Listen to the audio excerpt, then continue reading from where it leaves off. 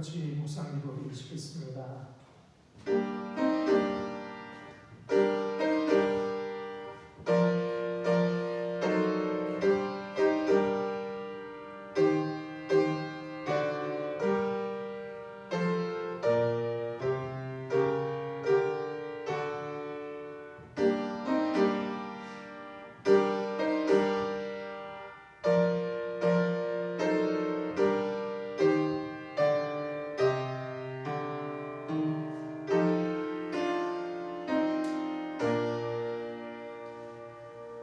할렐루야. 여호와의 이름을 찬송하라. 여호와의 종들아 찬송하라. 여호와께서 그가 기뻐하시는 모든 일을 천지와 바다와 모든 깊은 데서 다 행하셨도다. 아멘. 기뻐하시는 모든 일을 천지와 바다 속에서 다 행하신 하나님, 그 하나님의 은혜와 사랑을 감사하며 오늘도 주님 앞에 나와 영광과 찬송과 예배를 드립니다. 부족한 우리들이지만 우리와 함께 하셔서 우리가 드리는 예배가 하나님이 기뻐 받으시는 예배가 되도록 인도하여 주옵소서. 감사하며 주님 이름으로 기도드립니다. 아멘. 자리에 일어나서 찬송가 15장 찬송 부르시겠습니다.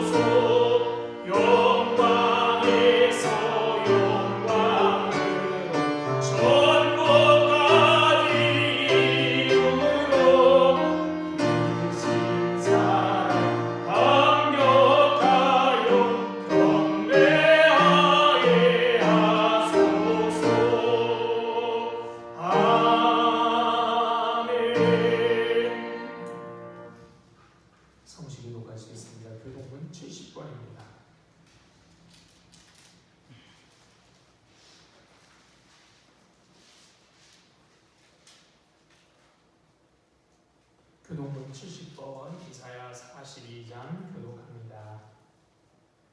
내가 붙드는 나의 종, 내 마음에 기뻐하는 자, 곧 내가 택한 사람을 보라. 내가 나의 영혼을 그에게 뒀으니 그가 나의 영혼의 정의를 베풀리라. 그는 외치지 아니하며 목소리를 높이지 아니하며 소리를 거리에 들리게 하지 아니하며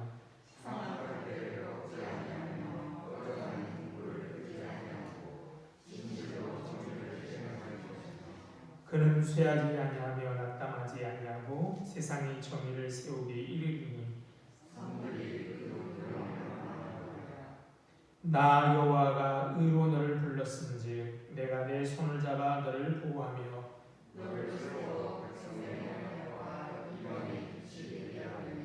내가 눈먼 자들의 눈을 밝히며 갇힌 자를 감옥에서 이끌어내며 흑암에 앉은 자를 금방에서 나오게 하리라. 아멘. 다같이 사도신경 하심으로 신앙 고백하시겠습니다.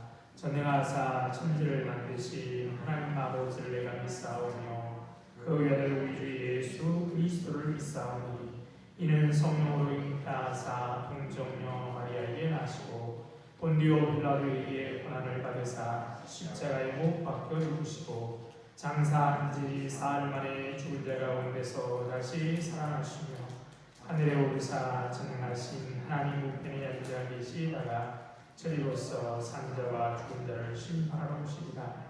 성령을 믿사오며 거룩한 은혜와 성도가 서로 교통하는 것과 죄를 사하여 주시는 것과 몸이 다시 사는 것과 영원히 사는 것을 믿사옵나이다.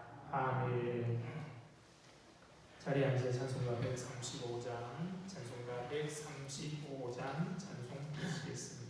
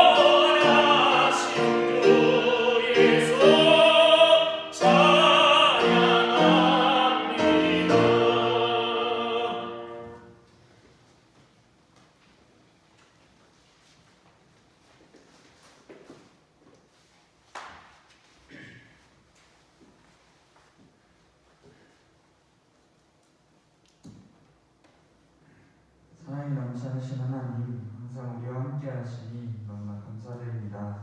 이 예배가 하나님께 올려지길 원하며 하나님이 기뻐 받으시는 예배가 되길 원합니다. 하나님 이 시간 함께 하셔서 온전한 예배가 되도록 하여 주시옵소서. 하나님 이렇게 악한 저희의 죄를 용서하여 주시니 참 감사합니다. 저희는 하나님께 나아갈 수 없지만 오히려 하나님께서 저희와 함께 하여 주시니 참 감사드립니다. 이렇게 저희를 사랑하여 주시니 이보다 더 큰 사랑이 없음을 고백합니다. 예수님을 통해 보여주신 사랑으로 이렇게 살아난 저희이오니 하나님의 자녀로서 이 사랑 널리 전파하며 살아가게 하여 주시옵소서. 또 이를 위해 세상과 마주하는 하나님의 교회들과 많은 사람들을 위해 기도합니다. 이방 우상과 홀로 싸우는 엘리야를 위해 하나님의 사람 7,000명을 남겨두신 것처럼 우리에게도 하나님의 뜻을 위해 노력하는 자들이 있사오니 하나님 서로를 위해 기도하여서 보이지 않아도 하나님의 선을 행하는 저희가 되게 하여 주시옵소서. 많은 이들이 우리에게 하나님이 함께 하신다는 것을 깨닫고 또 하나님을 두려워하며 하나님께 나올 수 있게 하여 주시옵소서.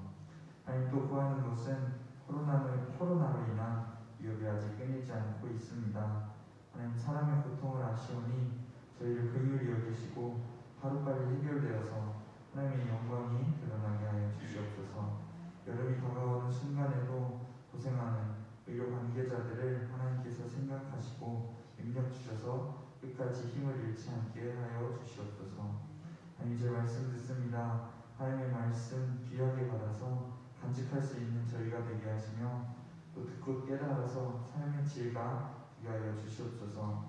오늘 말씀 전하시는 목사님께도 함께 하셔서 하나님의 말씀만을 온전히 전하는 자로 허락하여 주시고 하나님을 경외하여서 가장 지혜로운 자로 하나님 만들어 주시옵소서. 항상 감사드리며 예수님의 이름으로 기도드립니다.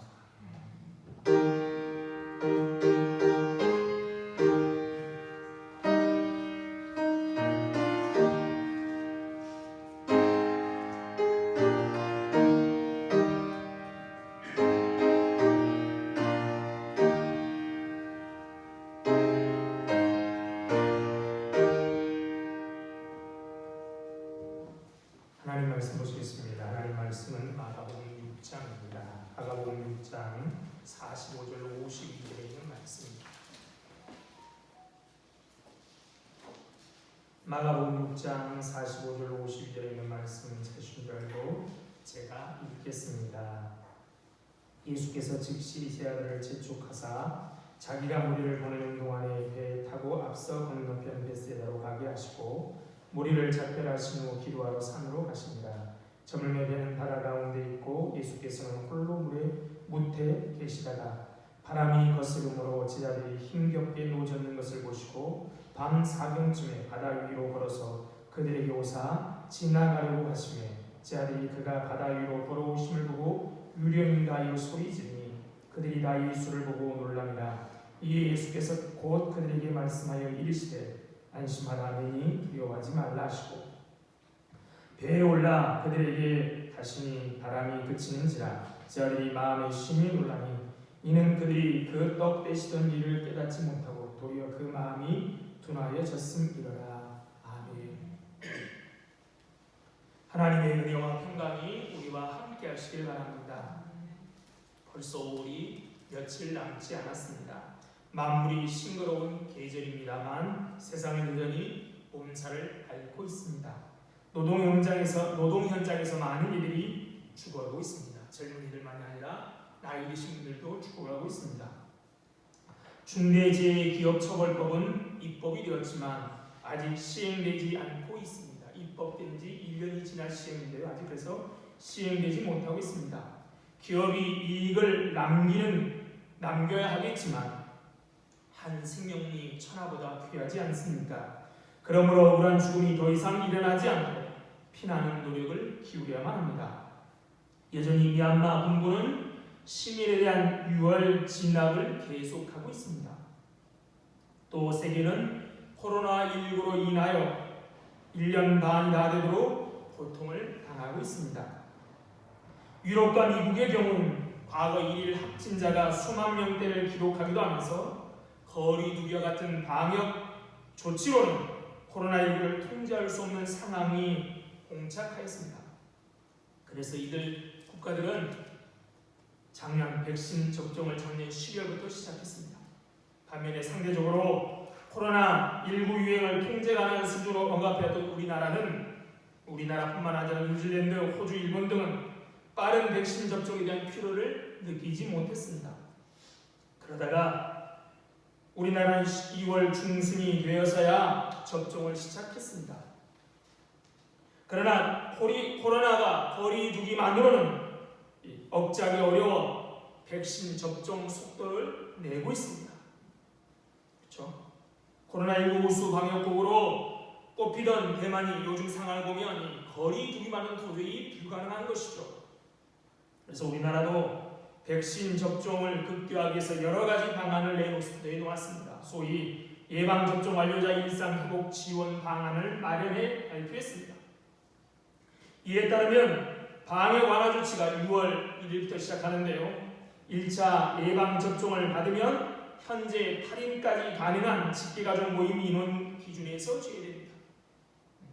4인까지만 식사할 수 있는데요. 직계가족은 관계가족 증명서만 갖고 가면 8인까지 식사를 할 수 있는데 만약 1차 예방접종까지 2차까지 아니면 1차까지만 받아도 이 숫자에서 제외됩니다. 그 밖에도 여러 방안이 발표했는데 그 중에 하나가 상반기 1,300만 명 접종이 달성되면 약 25%가 달성되면 7월부터는 1차 이상 접종자는 종교활동 참여 인원 기준에서 제외된다고 합니다. 6월까지 1,300명이 예방접종 1차를 하면 그 예배 20%까지도 지금 수도권은 그 숫자에 접종자는 들어가지 않는다는 겁니다. 그러니까 많은 교회가 훨씬 더 많이 예배를 드릴 수 있는 것입니다. 우리 교우들 가운데도 특수시설에 근무하는 분들과 65세 이상의 교우들이 코로나 백신을 맞았습니다. 면역 반응에 조금 힘들어하는 분도 계셨지만 대개는 별탈 없는 것 같아 감사합니다. 그러니까 걱정 말고 백신 접종을 받으시기 바랍니다. 그렇죠? 그래서 빨리 원래대로 돌아가야 되지 않겠습니까? 코로나19 바이러스가 어느 지역만의 문제가 아니라 전 세계적인 문제라 미국, 영국을 비롯한 국제사회의 협력이 절실한 때입니다. 그러나 백신 민족주의가 세상에 조금 더 높은 장벽을 만들고 있습니다. 그렇죠? 소위 잘 사는 나라들은 백신 확보에 큰 문제가 없는데 소위 못 사는 나라들은 이 백신을 확보도 참 어려운 상황입니다. 백신과 알료물질과 제조기술을 공유한다는 몫이라 그래서 높아지고 있습니다. 힘 있는 이들이 그렇지 못한 이들을 돌보는 것은 하나님이 정하신 인간의 도리입니다. 지금은 인간의 도리가 작동해야 할 시기인 것이죠. 많이 받은 자에게는 많이 오갈 것이요 많이 맡은 자에게는 많이 나갈 것이라. 한 지체가 고통을 받으면 모든 지체가 함께 고통을 받고라는 말씀이 더욱 크게 다가오는 나날입니다. 공감의 능력을 잃어버린 우리는 하나님의 형상으로부터 멀어질 수밖에 없습니다. 조용하지만 꾸준히 고통받는 이들에게 곁에 다가서는 것이 우리의 소명입니다. 그렇죠? 우리나라도 빨리 백신 많이 맞고 해야겠지만 우리나라만 생각해서는 안 되는 것이죠. 전도 여행 후에 음식물을 겨를도 없이 바쁜 자들에게 따로 한적한 곳에 가서 쉬자고 하신 예수님은 제들과 함께 한적한 곳으로 향해 가셨습니다. 배를 타고 가셨죠. 하지만 예수님 일행을 알아보고 다른 길을 통해서 이미 먼저 그곳에 와 있던 많은 무리들로 인하여 쉼을 방해받았습니다. 여러분도 이런 경험 있지 않습니까? 럭셔리한 휴가는 아니지만 그래도 여러 정보를 모아서 숙박할 곳을 마련해놓고 일정으로 어디를 보고 어떤 음식을 먹고, 요새는 먹는 게 중요하죠. 어디서 무엇을 먹을까 다 계획을 짜놓고 시간까지 확보해 두었는데 난데없이 가장 친한 친구 부친상의 부고를 받는다든지 아이가 갑자기 고열이 올라, 그렇죠? 그 휴가 쉬려던 계획이 무산될 때 그 원인에 따라 느끼는 감정도 달라지겠지만 나 때문이 아니라 다른 사람의 필요와 요구에 포기될 때 그 감정이 어떠하겠습니까? 그런데도 예수님은 그 무리들을, 쉬려는 것을 방해한 무리들, 나와 예수님과 특별한 관계도 없지요. 그런데 그 무리들을 불쌍히 여기시고 그들에게 여러 가지를 가르치시고 병을 고쳐주셨습니다. 그리고 아무것도 없는 빈 들판에서 그들에게 물고기 2마리와 보리떡 5개로 배불리 먹여주셨습니다. 그런데 불쌍히 여기시고 그 배불리 먹여주던 사람들을 우리 주님은 즉시 떠나보내십니다. 그리고 제 아들도 재촉하여 배를 타고 건너편 벳세다로 가도록 하십니다. 그것도 아주 급하게, 오늘 성경이 뭐라고 말합니까? 즉시라고 말합니다. 왜 이렇게 급하게 즉시 무리를 떠나보내시고 불쌍히 여기셨던 무리들을 떠나보내시고 제 아들을 바다 건너편으로 보내십니까? 오늘 본문에는 그 이유가 직접적으로 나타나 있지 않지만 평행 본문인 요한복음 우리에게 이렇게 그 이유를 말합니다. 그 사람들이 예수께서 행하신 이 표적을 보고 말하되 이는 참으로 세상에 오실 그 선자라 하더라. 그러므로 예수께서 그들이 와서 자기를 억지로 붙들어 임금으로 삼으려 하는 줄 아시고 다시 혼자 산으로 떠나가십니다. 마치 모세가 이스라엘 백성들을 광야에서 만나 메추라기로 먹이셨듯이, 사실은 모세가 먹인 게 아니라 하나님이 먹이셨죠. 먹였듯이 예수님이 무리들을 먹이신 것입니다. 그러자 배불리 먹은 무리들은 예수님이 바로 모세와 같은 선지자라고 생각하고 예수님을 임금 삼으려 했습니다. 그런데 요한복음에 억지로 잡아서라는 말은 힘으로 그렇게 했다는 겁니다. 남의 것을 강탈할 때도 때로 이 단어가 사용되는데요.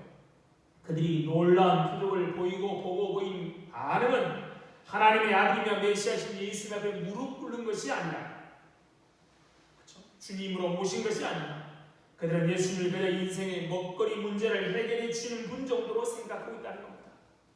먹거리 해결해 주는 분도 대단하지만 그것으로밖에 보지 못하는 것이죠. 그러나 제 아들 보기에는 사람들이 예수님을 임금 삼으려는 것은 사람들이 드디어 자기들을 주목하기 시작했고 예수 운동을 인정하기 시작했다는 겁니다. 예수님이 만약 임금이 되시면 자신들도 한 자리를 차지할 수 있으니 기분이 들뜨지 않겠습니까? 그 자리를 빨리 떠날 이유도 없고 떠나고 싶지도 않았을 것입니다. 제 아들의 눈은 모처럼 반짝였을 것입니다. 그런 제 아들의 마음을 주님은 읽으셨습니다. 주님은 이런 제 아들을 급하게 무리로부터 격리시켜야 했던 것이죠. 군중의 인기에 머무르고 싶은 제 아들을 깨우치셔야만 했었습니다. 그래서 주님은 무리도 보내고 제 아들도 즉시 재촉하여 건너편 벳세다로 건너가도록 하실 것입니다. 주님은 무리와 작별하시고 제 아들을 떠나게 하시니 바로 산으로 올라가셨습니다. 기도하기 위해서 올라가셨습니다. 예수님께서 기도하러 가신 이유는 오병이어 표적을 기적을 경험한 무리들의 열광에 빠지는 유혹을 이기기 위함이었습니다. 사람들의 존경과 인기를 한 몸에 받는 것보다, 남들 위해 군림하는 것보다 하나님 아버지와 친밀한 시간, 친밀한 교제의 시간을 가지는 것이 우리 주님이 훨씬 더 중요하게 생각하신 것입니다. 자신의 사역이 큰 성공을 거두고 사람들이 어디 곳에 있든지 따라왔지만 예수님은 홀로 하나님 아버지와 함께 대화하는 시간을 가지시기를 원하셨습니다. 주님 앞에서 쉼을 방해받지만 화를 내거나 짜증내지 않으시고 그들을 불쌍히 여기시며 쉼을 포기하시던 주님은, 그러나 기도를 방해받고 싶지도 않으시고 기도를 포기하지도 않으셨습니다.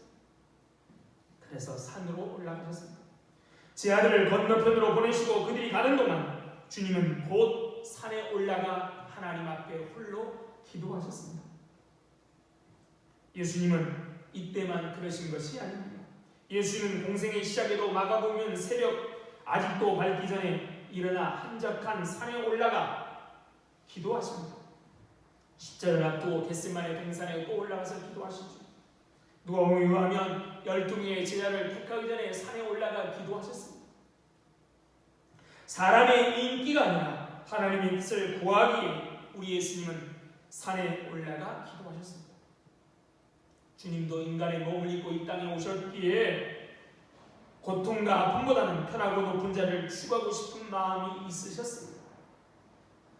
그러나 주님은 민심을 등지고 산으로 향하여 가심으로 세상 성공에 안주하고 싶은 욕망을 극복하셨습니다. 임금 삼고 싶어하는 군주로부터 멀어지고 십자가 지기를 원하는 하나님 앞에 가까이 가셨습니다. 하나님과 매일 교제하며 힘을 얻었기에 십자가를 지시고 하나님의 귀한 사역을 감당할 수 있었습니다. 어찌 주님이라고 편한 것 원치 않았겠습니까? 주님도 배고픔을 느끼고 피곤함을 느끼고 슬픔을 느끼시는 겁니다. 그러니 어찌 사람들의 환호가 좋지 않았겠습니까? 그런데 그것이 하나님의 뜻이 아니기에 하나님의 뜻 십자가를 지기에 끊임없이 하나님 앞으로 가셨던 것입니다. 그러기에 주님은 하나님께서 맡기신 놀라운 사역을 감당할 수 있었습니다. 그러므로 오히려 뭔가 이뤘다고 생각될 때 산으로 오르셨던 우리 주님처럼 우리는 골방으로 가야만 합니다. 기도하며 하나님의 음성을 들어야만 합니다. 우리 일이 잘 풀릴 때 바로 그때가 기도할 때입니다. 성공했다고 성취감에 들뜨지 마십시오. 성취감에 들뜨기보다는 조용히 기도하며 하나님의 뜻을 물어야만 합니다. 그것을 통해 성공 뒤에 올 수 있는 문제를 막게 되는 것이죠. 이것들로 인해 빠질 수 있는 함정을 기도는 막아주는 것입니다. 아울러 그것들을 오랫동안 누리게 하며 그것을 정말 가치 있는 것으로 만들어주는 겁니다. 산에 올라 기도하시는 주님은 다시 바다로 내려오십니다. 왜 바다로 오십니까? 거스르는 바람 때문에 힘겹게 누워졌는 제 아들을 보셨기 때문입니다. 48절에 보면 제 아들이 멀리서 누워졌는 것을 보시고 주님은 기도하던 산에서 내려오십니다. 주님이 제 아들을 보고 계신다는 것은 우리에게 한없는 위로가 됩니다.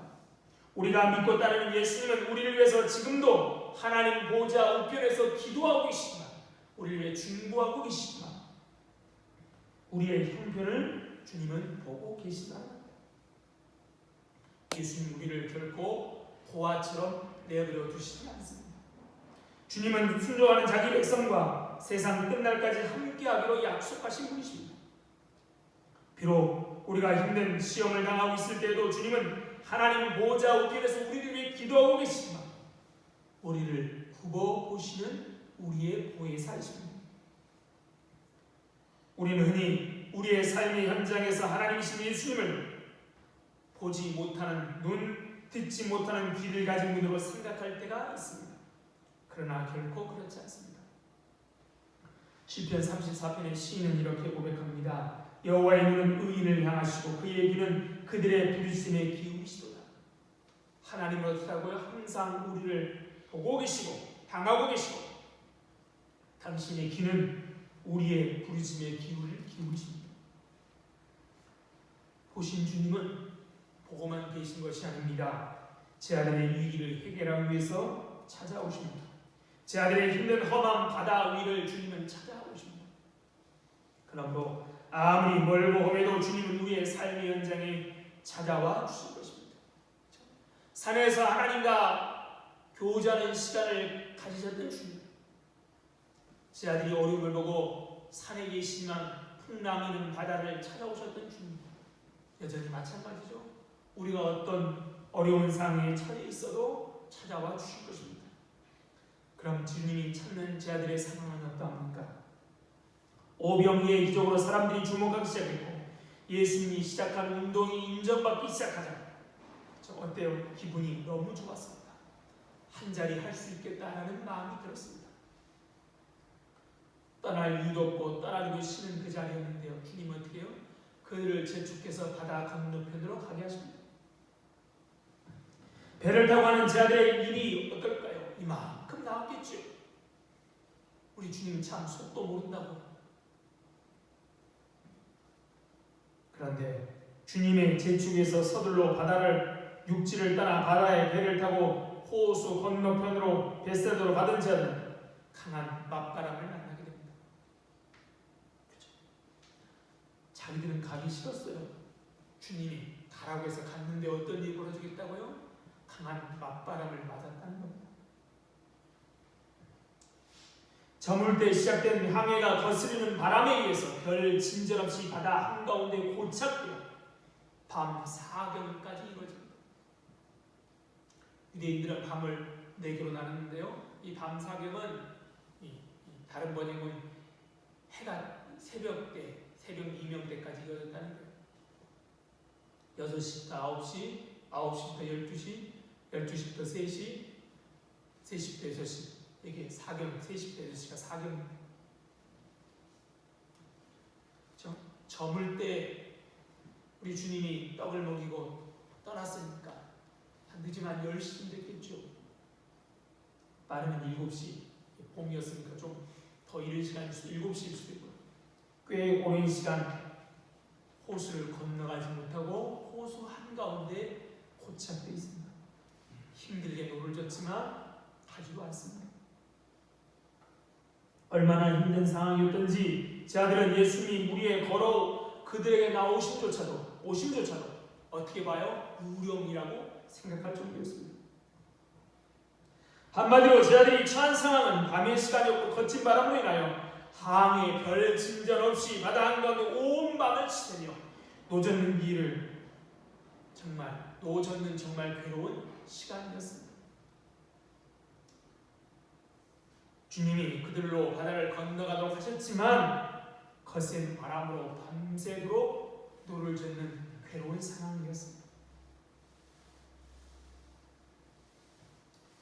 이런 모습은 어쩌면 우리를 이곳에 내비해 두시고 하늘로 승천하신 우리들의 모습인지도 모릅니다.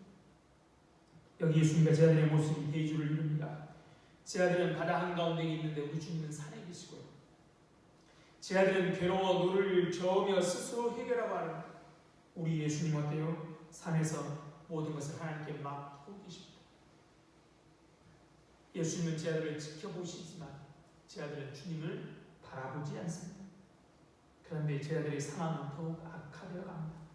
나는 저물고 배는 바다 가운데 있으며 바람은 그들을 계속 거스릅니다. 밤이니 앞도 볼 수 없고요. 방향도 알 수 없습니다. 제 아들은 나아갈 수 없고 되돌아갈 수도 없는 그런 상황에 처해 있는 것입니다. 이런 제 아들의 위기의 상황에 우리 주님은 찾아오십니다. 예수님은 제 아들의 고통을 보시고 그리고 그들에게 오십니다. 보고 안 됐다라고 하늘에서 그냥 가만히 계신 것이 아니라 산에 가만히 머무신 것이 아니라 그래 나는 하나님과 있는 게 더 좋으니까 여기 있어야겠다 하신 것이 아니라 어떻게 해요? 제 아들을 찾아오신다는 겁니다. 그리고 우리 주님은 긍휼과 자비를 베푸십니다. 이는 마치 하나님이 그의 백성을 긍휼히 여겨 그들에게 다가오시사 구원을 행하시는 것과 같습니다. 애굽에서 탈출한 이스라엘 백성들은 어떻게 해요? 얼마 가지 않아서 앞에는 홍해가 가로막고 뒤에는 애굽의 바로 군대가 잡으러 쫓아오고 있습니다. 진퇴양난입니다. 근데 하나님이 어떻게 하셔요? 그것을 보시고 홍해를 가르시고 애굽의 군대를 어지럽게 하시고 이스라엘 백성들을 구해내십니다. 그걸 출애굽기 14장 24절에 이렇게 우리에게 전해주고 있습니다. 새벽에 여호와께서 불과 구름 기둥 가운데서 애굽 군대를 보시고 애굽 군대를 어지럽게 하시고, 애굽 군대를 보시기만 한 것이 아니라 즉 이스라엘 백성들의 고난과 어려움을 보고만 계신 것이 아니라 직접 바다 위로 오셔서 바다를 가르시고 바다에 애굽 군대를 어지럽게 하시는 겁니다. 시편 시인은 하나님의 발걸음을 이렇게 묘사합니다. 바다를 밟고 다니셨건만 대를 건너 질러 달리셨건만 아무도 그 발자취를 몰랐습니다. 공동번역에 이렇게 번역합니다. 주님이 바다를 밟고 다니시고 대를 건너십니다. 그런데 아무도 그 발자취를 모릅니다. 지금도 하나님은 바다 위를 걸어 다니시며 우리를 구원하시는데 발자취를 모를 뿐인 것이죠. 이렇게 예수님은 제자를 구원하기 위해서 바다 위를 걸어오셨습니다. 그런데 오늘 본문에 조금 어색한 표현이 있습니다. 48절 하반절을 보면 이렇게 기록되어 있습니다. 주님은 밤 사경쯤에 바다 위로 걸어서 그들에게 오사 지나가려 하시네. 이상하지 않습니까? 못 느끼시겠습니까? 이걸 세번역 성경이 이렇게 번역합니다. 이른 새벽에 예수께서 바다 위를 걸어서 그들에게 가시다가 그들을 지나쳐 가려고 하셨다. 주님은 제자들의 어려움을 보시고 그들을 향해 오셨습니다. 그러면 어떻게 하는 것이 자연스럽습니까? 배에 올라 제자들을 도와주는 것이 자연스럽습니다. 그런데 마가는 어떻게 기록하고 있다고요? 오셨는데 그냥 지나치려고 하셨다는 겁니다. 참으로 어색하지 않습니까? 이런 어색한 표현은 구약 성경을 배경으로 읽을 때 이게 아주 의도적으로 마가가 기록했음을 알 수 있습니다. 어색한 표현을 왜 여기서 마가가 기록했느냐? 구약의 생각을 여기다 넣은 것이죠. 이 지나가다라는 표현은 구약 성경에서 하나님과 나타나신 하나님의 현현과 관련되어 사용되는 단어입니다. 출애굽기 33장에 보면 모세가 주의 영광을 보여달라고 합니다. 그렇죠? 금송아지 사건 이후에 하나님이 그들과 함께하지 않겠다고 하니까 하나님께 기도한 후에 뭐라고 말하냐면 하나님을 내게 좀 보여주십시오. 그때 하나님은 이렇게 말씀합니다. 내가 내 모든 선한 것을 내 앞으로 지나가게 하고 여호와의 이름을 내 앞에서 선포하리라. 출애굽기 33장 20절 23절에 이어서 이렇게 말합니다. 내 영광이 지날 때에 내가 너를 반석팀에 두고 내가 지나도록 내 손으로 덮어두었다. 손을 거두리니 내가 내 등을 볼 것이 얼굴은 보지 못할 것이다. 어떻게 하나님이 지나가다라고 표현합니다. 또 갈멜산에서 850명의 이방 무사람들을 선지자를 죽인 후에 이세벨의 말 한마디에 도망친 엘리야 선지자입니다. 하나님은 먹을 것을 주시고 40일 동안 걸어 호렙산으로 인도하시고 호렙산에 서라고 말씀하시며 이렇게 말합니다. 이렇게 우리에게 전합니다. 여호와께서 지나가시는데 여호와의 앞에 크고 강한 바람이 산을 가르고 바람을 부수나 바위를 부수나 바람 가운데 여호와께서 계시지 아니하며 바람 위에 지진이 있으니 지진 가운데 여호와가 계시지 아니하며 이때도 하나님이 현해를 어떻게 표현하세요? 지나가시다라고 표현합니다. 이 말씀들에 보면 지나가다라는 표현은 다 하나님의 나타나신 하나님의 현현과 함께 쓰여지고 있습니다. 바울로 욥기 9장 8절은 이렇게 고백하지요. 그가 홀로 하늘을 펴시며 바다 물결을 밟으신다. 앞에 우리가 시편 말씀드렸는데요. 시인처럼 하나님이 바다 위를 밟으시죠. 그러니까 여기 지나가시다라는 표현은 이 본문의 기적이 주님이 예수님이 어떤 분이신지를 계시해 주는 사건이라는 겁니다. 즉 예수님께서 우리를 걸어서 지나가시려고 했다는 것은 예수님이 하나님이시라는 겁니다. 마가는 처음부터 뭐라고 시작했어요? 하나님의 아들 예수 그리스도의 복음의 시작이다. 하나님의 아들이라는 것은 예수님이 하나님이라는 것이죠. 또한 예수님이 그리스도 즉 메시아라는 겁니다. 그런데 앞사건 오병이의 기적을 통해서도 만나를 사실은 모세가 준 게 아니라 누가 줬어요? 하나님 주셨죠. 하나님을 드러내신 주님은 또 이 바다 위를 걸어오시는 사건을 통해서 예수님이 하나님이심을 우리에게 전해주는 겁니다. 그런데 시아들은 하나님이신 예수님을 보고도 유령이라고 생각하여 놀라 소리쳤습니다. 주님은 그런 지아들에게 자신임을 확인시켜 주시기 위해 그들에게 말을 건네십니다. 안심하라, 내니 두려워하지 마라. 이것은 두려워 놀라는 자들을 안심시키는 사랑의 권면이기도 하지만 이것은 우리 주님이 자신의 정체성, 당신이 누구신지를 선언하시는 겁니다. 여기서 내니라는 표현은 그렇죠?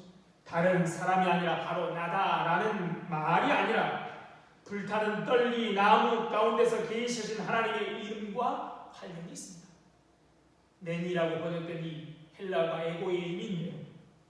이 단어는 모세가 떨기 나무에 불이 탐을 보고 왔을 때 주님이 하나님이 그를 이스라엘 구원할 자로 부르셨다고 하니까 한 가지 이야기를 하면 그 중에 하나가 무엇입니까? 사람들이 당신의 이름을 뭐라고 부를 텐데요. 그 이름을 내게 좀 가르쳐달라고 하나님 뭐라고 말씀하십니까? 이렇게 말하죠. 나는 스스로 있는 자다.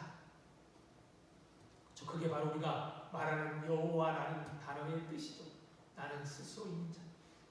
이것을 히브리어인데 이것을 헬라어로 제일 처음에 번역한 게 70인경. 거기에 뭐라고 되어 있느냐? 바로 이 에고예임이 이 낸이라는 단어와 같은 표현인 것이죠. 또 이것은 나중에 우리 주님이 겟세마네에서 기도하고 내려오실 때 가룟 유다가 성전 경비병들을 데려와서 예수님을 체포하러 옵니다. 그때 주님이 너희가 누구를 찾느냐고 하자 그들이 뭐라고 말하냐면 나사렛 예수를 찾는다고 합니다. 그때 주님이 이렇게 말해요. 내가 그니라. 이때도 히브리어는 에고이임입니다. 그래서 어떤 일이 벌어집니까? 성전 경비병, 그러니까 유대인들이죠. 그들은 에고이임이 하자 갑자기 한 걸음 뒤로 물러나 땅에 엎드립니다. 이 에고이임이 우리가 말하는 하나님 여호와라는 말입니다. 그러니까 안심하라, 내니 두려워 말라라는 말로 내가 하나님이시다는 것이죠. 하나님이신 예수님이 되어오자 어떻게 됩니까? 아무 일 하지 않았는데요. 바람은 그칠 수밖에 없었던 것이죠. 오늘 사건을 보면서 우리가 배워야 할 것은 예수님의 제자들인 우리도 마태복음에 있는 것처럼 베드로처럼 무리를 걸을 수 있다는 것이 아닙니다.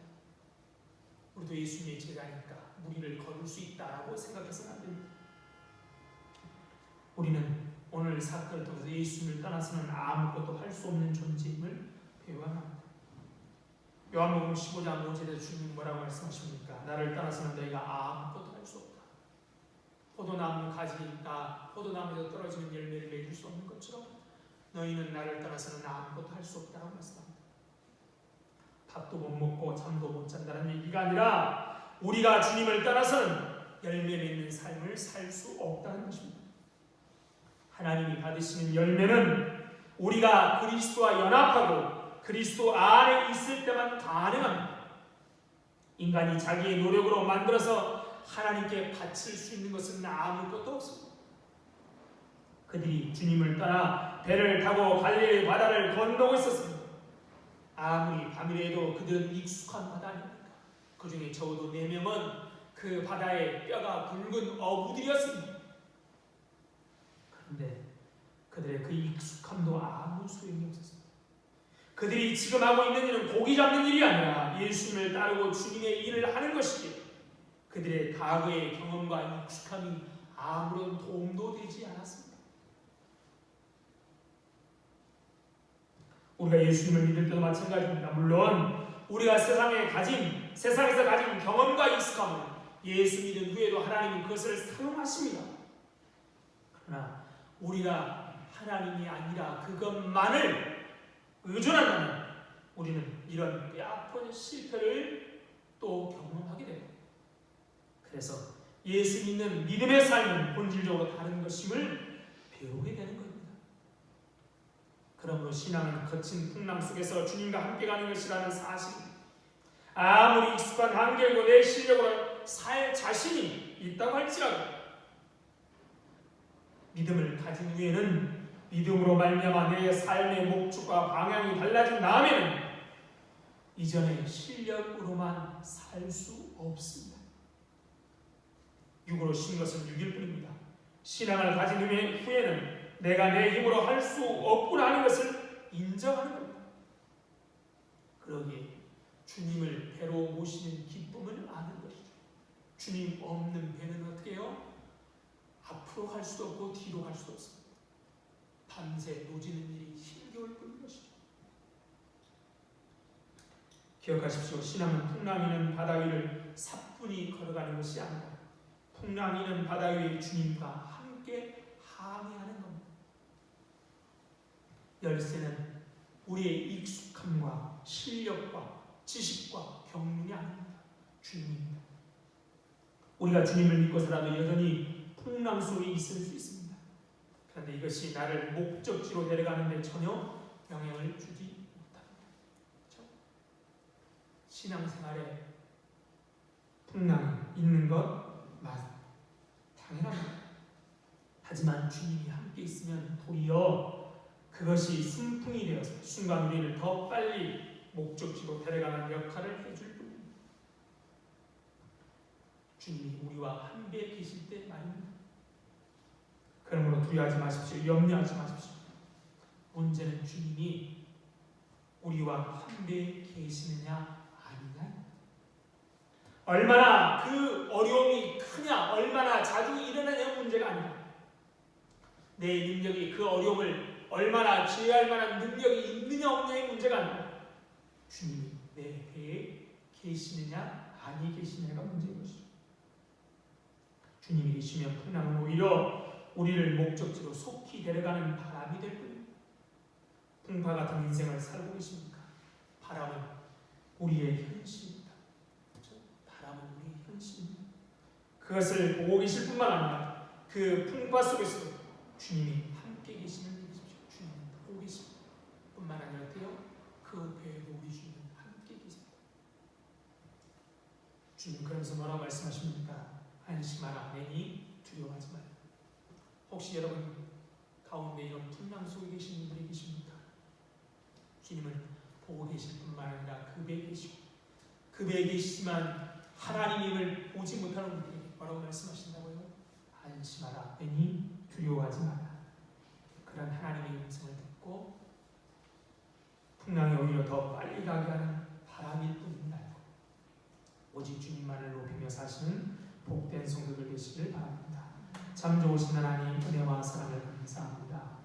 오늘도 우리를 불러 우리와 함께 하신 하나님, 그런데 우리는 하나님이 우리 배에 계심을 보지 못하고 믿지 못합니다.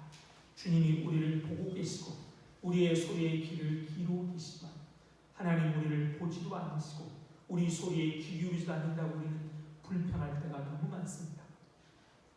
그러나 주님이 우리 배에 계실 뿐만 아니라 우리에게 안심하라, 내니 두려워하지 말라라고 위로하시는 하나님, 그 하나님의 음성을 우리가 어려울 때마다 깨닫고 들을 수 있도록 은혜 주셔서 풍랑이는 바다일지라도 주님이 함께 계시기에 오히려 하나님을 찬양하며 기쁨으로 나아가는 저희들 될 수 있도록 역사해 주옵소서. 풍랑이 그치지 않겠지만 그러나 그것들이 오히려 더 빨리 소망의 항구로 인도하신다. 그것을 기쁨으로 믿음으로 그것을 경험하는 저희들 될 수 있도록 역사해 주옵소서. 하나님, 우리 성도들 가운데 이런 풍랑이는 배에 있는 이들이 있습니다. 그들에게도 하나님이 계시고 하나님이 위로하고 계시고 그 풍랑이는 바다를 찬잔케 하실 것을 믿는 믿음을 주셔서 하나님 믿음으로부터 멀어지지 않고 오히려 신앙으로 승리할 수 있도록 역사하여 주옵소서. 감사함을 주님 이름으로 기도드립니다. 아멘. 찬송가 433장 찬송해주셔서 준비하시는 분이 계십니다.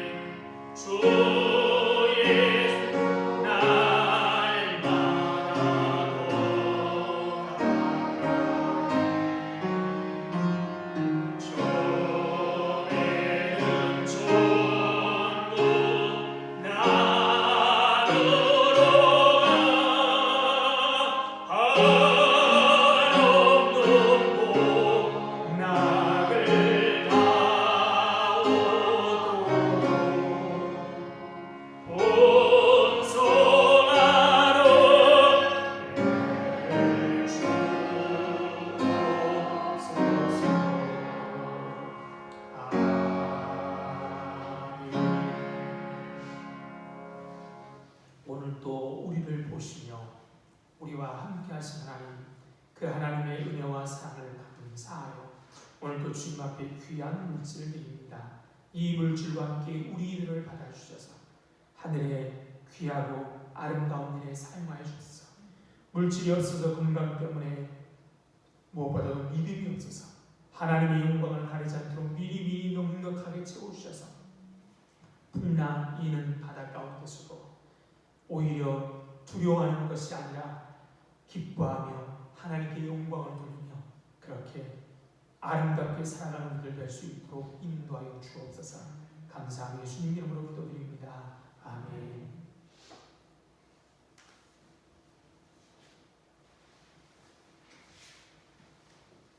화요일 새벽 기도는 월삭 새벽 기도로 모입니다. 자리에 일어나서 인사하시겠습니다. 반갑습니다. 반갑습니다. 감사합니다. 축복합니다. 행복하십시오.